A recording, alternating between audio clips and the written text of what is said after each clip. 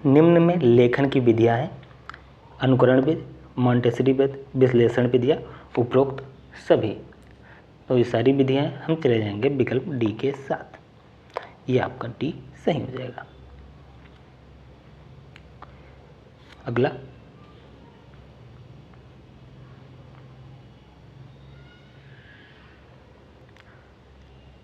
सुडौल तथा आकर्षक लेखन के लिए आवश्यक है: सुलेख, अनुलेख, उपरोक्त दोनों, इनमें से कोई नहीं।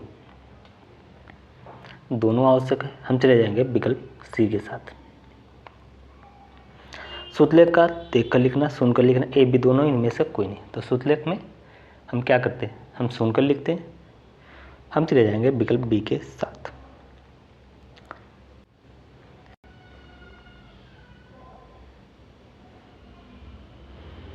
अगला, निम्नलिखित में सुंदर लेख के गुण है: अनुपात, शिरोरेखा, मात्रा प्रयोग, उपरोक्त सभी। कौन सा विकल्प सही हो जाएगा? तो ये सारे के सारे सही हैं, तो हम चले जाएंगे विकल्प डी के साथ। डी विकल्प सही हो जाएगा। अगला, वतनी संबंधी अशुद्धियों को दूर करने के उपाय: शुद्ध उच्चारण, लिपि संबंधी ज्ञान, लिखित भाषा संशोधन या उपरोक्त सभी। कौन सा विकल्प सही हो जाएगा? तो ये सारे के सारे अशुद्धियाँ दूर करने के उपाय हैं, हम चले जाएंगे विकल्प डी के साथ।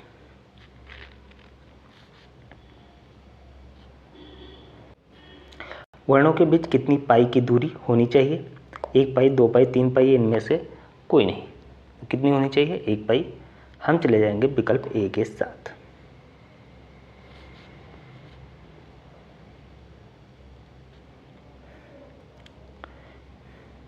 अनुच्छेद की नवीन पंक्ति को कितना स्थान छोड़कर लिखना चाहिए?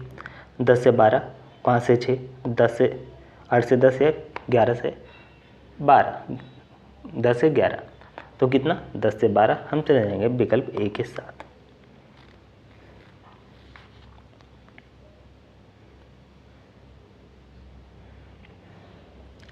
लिपि प्रतीक है अनुस्वर, विसर्ग, हलंत, ये सभी। कौन सा विकल्प सही हो जाएगा?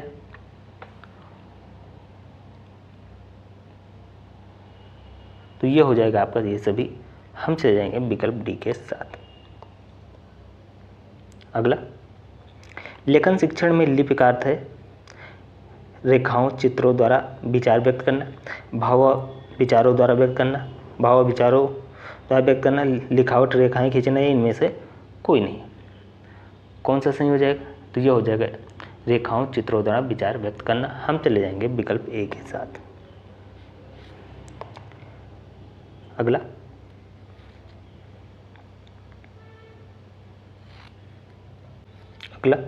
लिखना लिखाने से पूर्व बालकों को चित्रकला सिखानी चाहिए क्योंकि अक्षर की भी चित्र है। यह कथन किसका है? गांधी जी का, मॉन्टेस्क्यू, पेस्टलोजी या जैक टॉट का। कौन सा विकल्प सही हो जाएगा? तो ये गांधी जी का कथन है। हम चले जाएंगे विकल्प ए के साथ, गांधी जी। अगला, भाषा शिक्षण के अंतर्गत सुलेख से तात्पर्य है सुंदर लेख, शीघ्र लेखन, देख कर लिखना है, सुलेख शब्द लिखना। कौन सा विकल्प सही हो जाएगा? सुंदर लेखन से संबंधित है। हम चले जाएंगे विकल्प ए के साथ।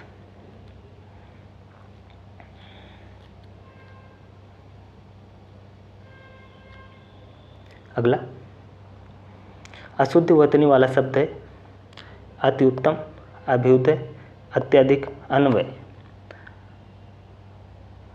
इसमें अशुद्ध कौन सा हो जाएगा? तो ये हो जाएगा आपका अत्याधिक। हम चले जाएंगे विकल्प सी के साथ। अगला, शुद्ध वर्तनी वाला शब्द है श्रृंगार, श्रृंगार, श्रृंगार या श्रृंगार। कौन सा विकल्प सही हो जाएगा? तो ये होता है आपका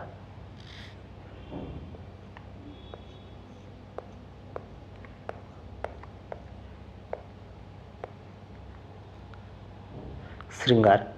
हम चले जाएंगे विकल्प सी के साथ।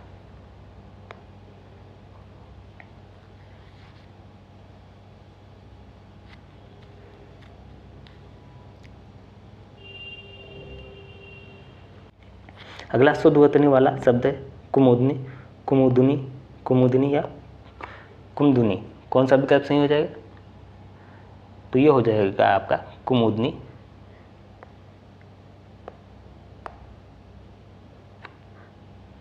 कुमु,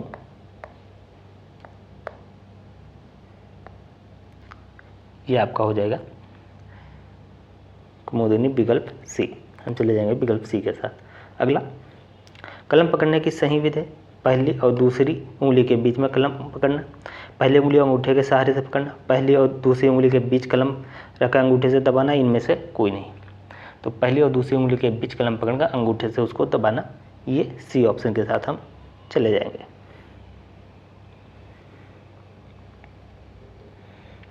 अगला, इनमें भाषाई कौशल नहीं है पठन, गद्य, लेखन या वाचन। तो क्या हो जाएगा? यह हो जाएगा आपका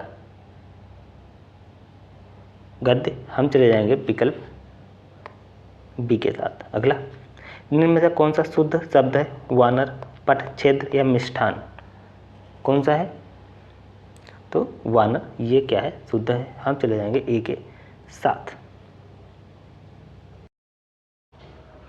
आप लोग कमेंट करके बताइएगा ये क्लास आप लोगों को कैसी लगी। इसे लाइक करें, शेयर करें और चैनल को सब्सक्राइब करके बेल आइकन दबा दें। पीडीएफ के लिए आप लोग टेलीग्राम ग्रुप ज्वाइन कर लें, जिसका लिंक आपको कमेंट बॉक्स में मिल जाएगा। तो इस क्लास में इतना ही। जय हिंद, जय भारत।